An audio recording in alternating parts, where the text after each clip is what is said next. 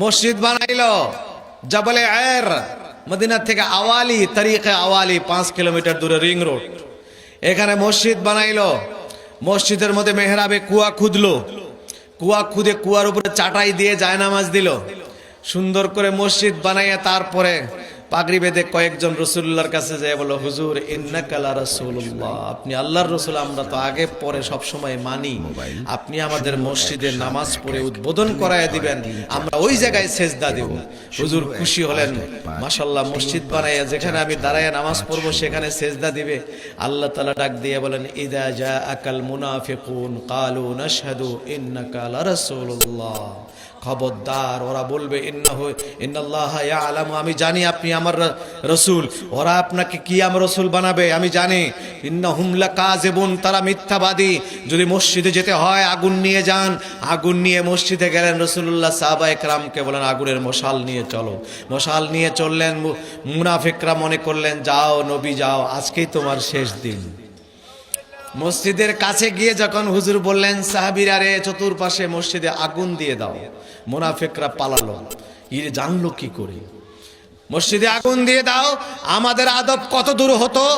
আমাদেরকে যদি বলতেন মসজিদে আগুন দাও, আমরা জিজ্ঞেস করতাম হুজুর মসজিদ আগুন দিয়ে জ্বালাতে বলেন, অথচ আপনি একজন নবী। কিন্তু সাহাবীর আদব এত দৃঢ়, সাহাবীরা ওই পর্যায়ে গেছেন, সাহাবীর মর্যাদায় গেছেন শুধু রসুলের আদব আর প্রেম দিয়ে, আর কিছু দিয়ে নয়। সাহাবীদের চাইতে নামাজ মুনাফিকরা কম পড়ে নেই, সাহাবীদের চাইতে চেহারা ওদের কম ভালো ছিল না, সাহাবীদের চাইতে দাড়িও কম ছোট ছিল না, প্রত্যেক বিষয়ে সাহাবীর চাইতে ওরা ভালো ছিল, ফার্স্ট ছিল। কিন্তু সাহাবীদের ভিতরে যা ছিল ওদের ভিতরে তা ছিল না। ওরা যে কাজ করতে পারতো ওটা সাহাবীরা করতে পারতো না। মসজিদ জ্বালায় দিল।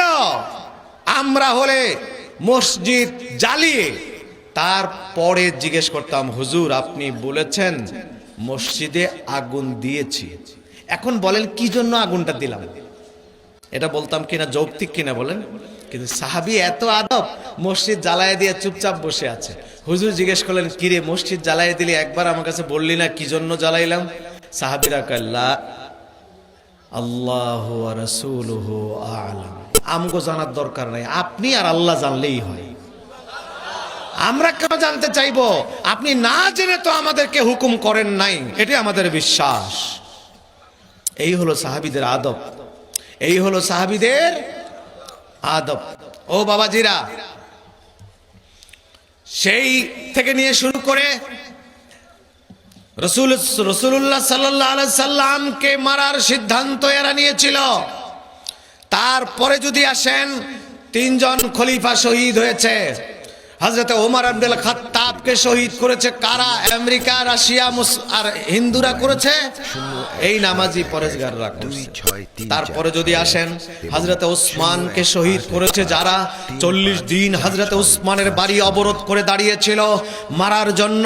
এই 40 দিন তারা হযরত ওসমানের বাড়ির সামনে জামাত করে নামাজ পড়েছে আজান দিয়ে। এরা